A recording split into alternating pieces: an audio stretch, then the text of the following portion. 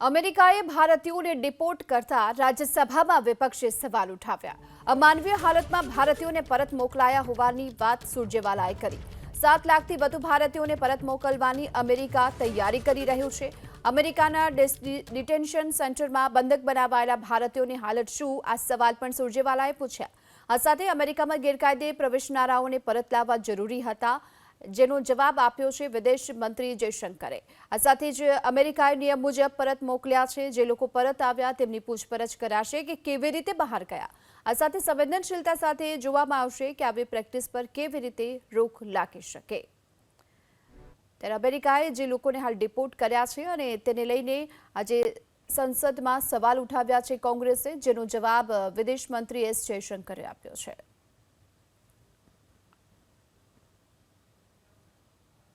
क्या सरकार जानती है कि 7,25,000 ऐसे भारतीय हैं जिनको अमेरिका इसी प्रकार से वहां से निकालने की तैयारी कर रहा है?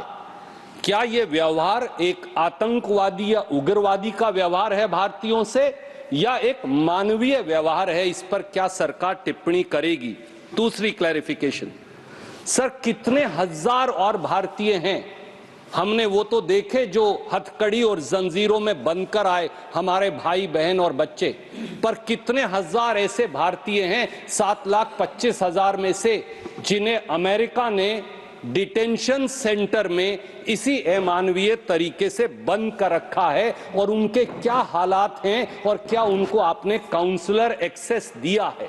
We do not, sir, have data on illegal immigrants, and the issue about student visas being cancelled does not apply to immigrants.